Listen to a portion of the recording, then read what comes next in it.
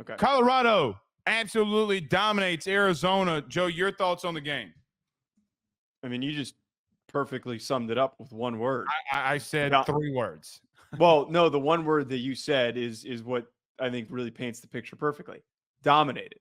They dominated them. This is the kind of win that that Colorado needs to continue to build momentum and the chemistry of the squad. You're bouncing back after a disappointing loss against Kansas State, and you showed up in areas where we're not used to seeing them. 7 sacks, 7 tackles for loss, 155 rushing yards.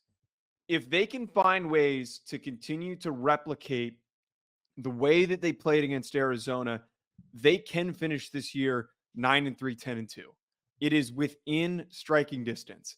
Their remaining schedule is not crazy hard. They're going to have challenges, but it is certainly possible. They gotta continue to find. Here's just the biggest thing for me, Blake, and it was important and in this game. They got to continue to find ways to run the football because I trust Shedeur Sanders to connect with his receivers. I trust Travis Hunter to make the big plays. Even I with trust the 2 picks yesterday. I mean, I trust that front 7 to continue to get better and better against the run like they've been doing on a week-to-week basis. So, man, like this Colorado squad is coming together and Deion Sanders gets credit. I just always get a little bit wary because sometimes whenever we've started to start buying in, they're bound for a letdown. And it kind of happened against Kansas State. It happened against Nebraska for me. I'm hoping that they can finally hit their stride here and this Colorado team can play up to its potential. Look, I think you're right. The 7 sacks were a big deal. I mean, I look at this game and say, look, their D-line, they're getting after the passer.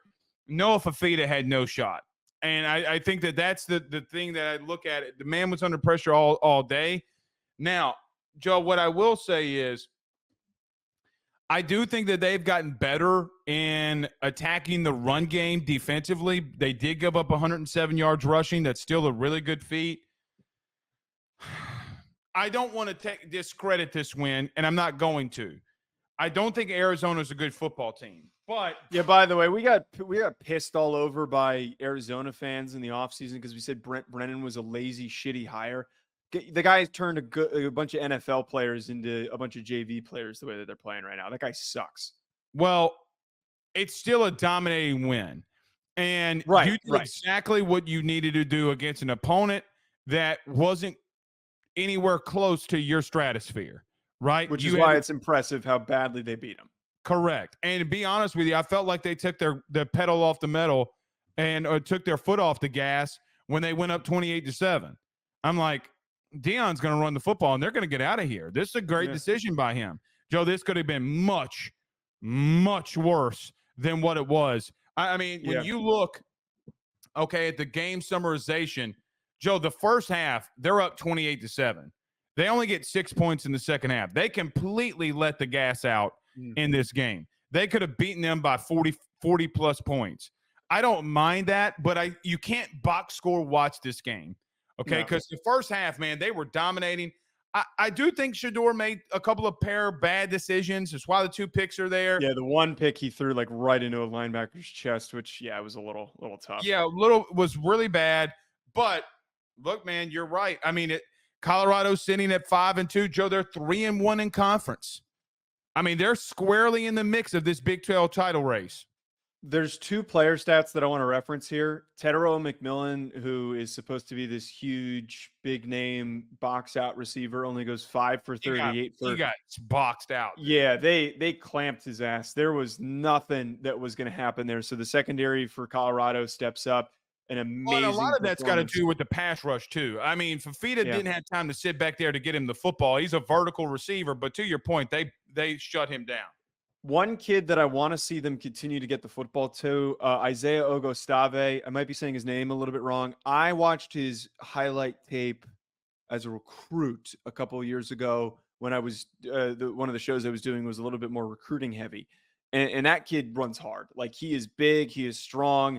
He can win between the tackles. He's very different than any of these guys on the roster. And he led the team in carries with 14 for 53, only averaging 3.8 yards per carry. But I think the success for them on the ground is going to run through him. And I love that they're trusting him because he could be a game-changing running back if they get him up to 20, 25 carries. I do wonder what happens when they play a more physical football team. Well, that's not going to happen in the remaining stretch of their schedule. Correct. They're squarely in this, Joe. I mean, look, think of what's going to happen if Colorado finds a way to win the Big 12 or at least be in a contention to win it. Oh my goodness. We'll see. We'll see. All Fun right. to track.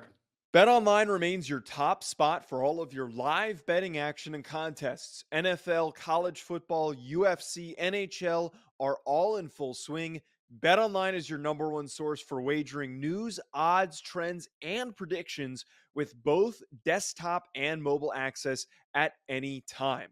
Head to BetOnline today and use promo code BELIEVE, that's BLEAV, for 50% off your first deposit. That is a 50% welcome bonus.